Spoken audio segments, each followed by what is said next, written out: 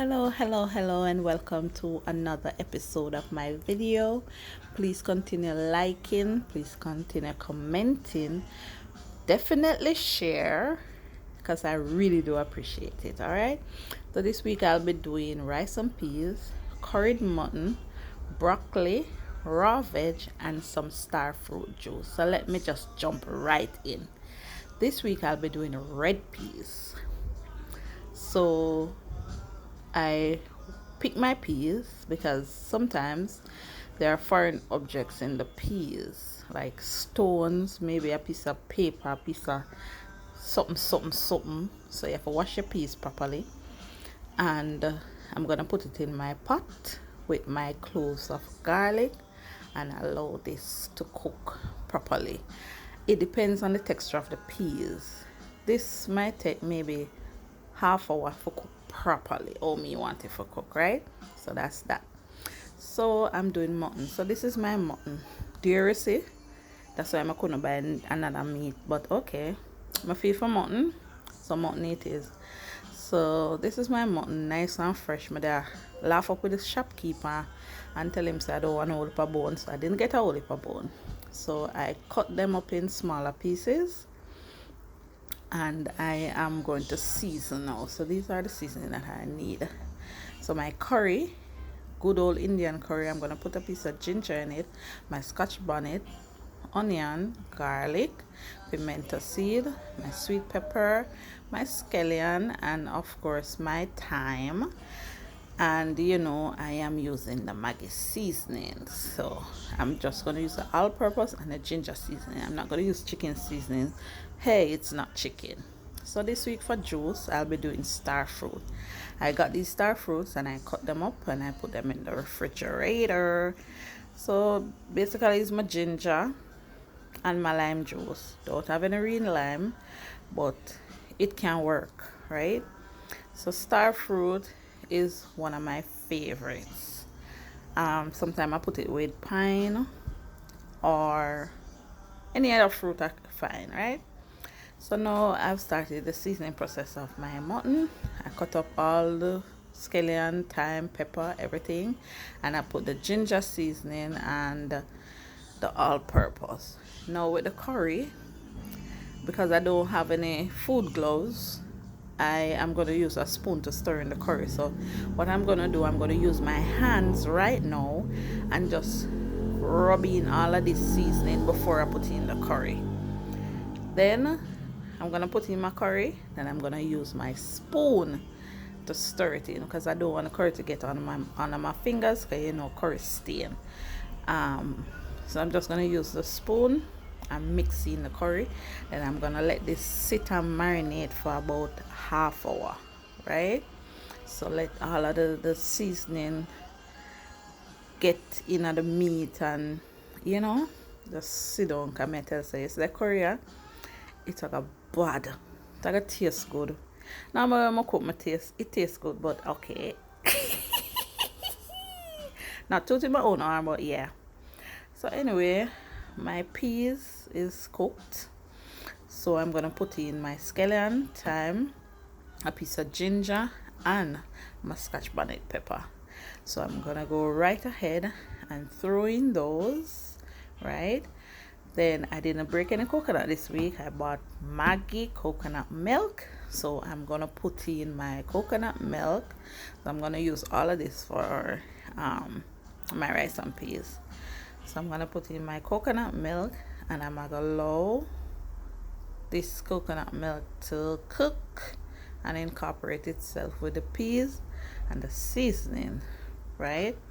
So as I try to tell you now, coconut milk must cook properly in a peas and anything when I put it in it for cook properly.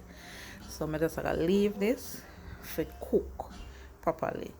When I say, coconut milk I cook, I want to see this white froth looking part on the top. That means I cook it right down, right?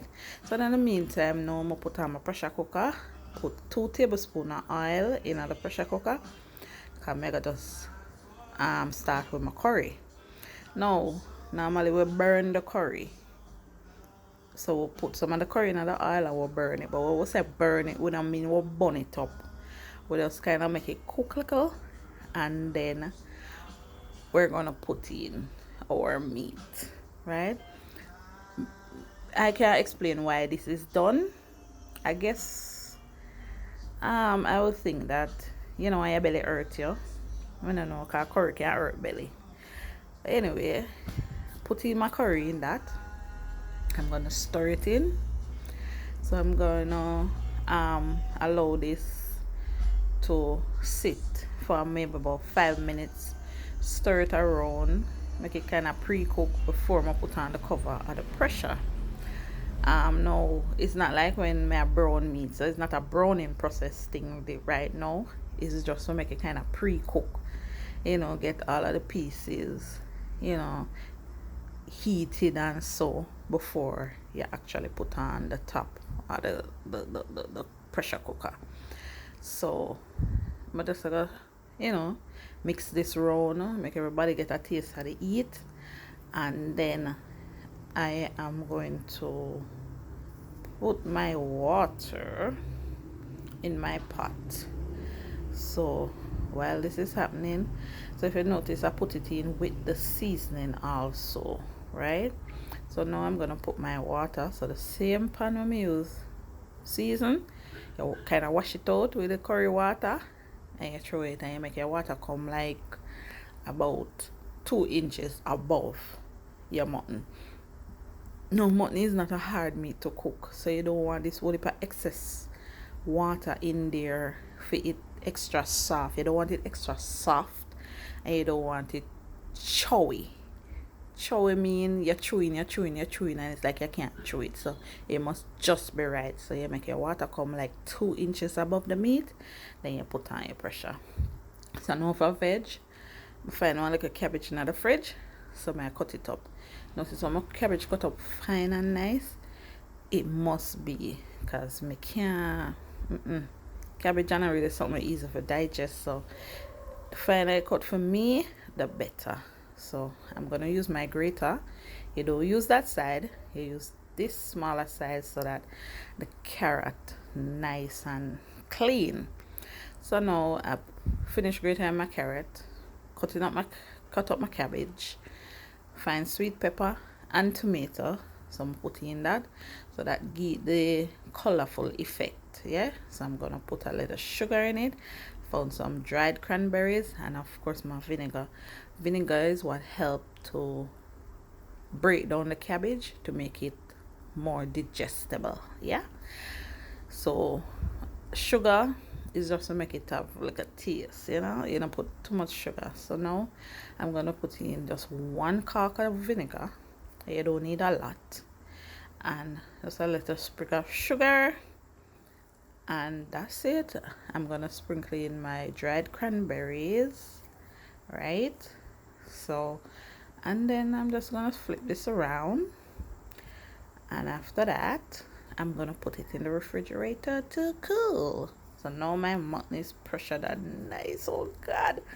So now I take it from my pressure cooker, put it in a smaller pot. So I'm gonna make this cook down for make the gravy, because we don't want a long water. No long water to my thing. So I'm gonna use some cornstarch. So I'm gonna use 1 teaspoon of cornstarch in a little water, and I'm gonna mix that out. Then I'm gonna throw it in my goat. So I just allow this to come to a little bubble, before I put in my cornstarch. So I bought broccoli, so I wash my broccoli properly in salt water just in case any insect is in there. And now I'm gonna put on my pot for the broccoli, and I'm gonna let the broccoli go into the pot of water.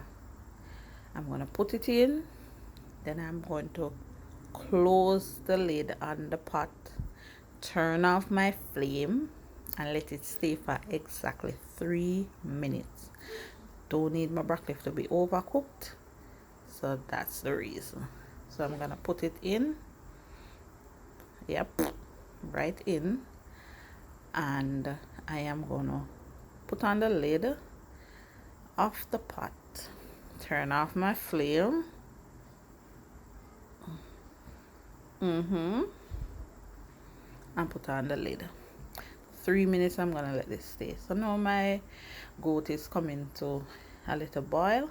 I am going to now put in my cornstarch.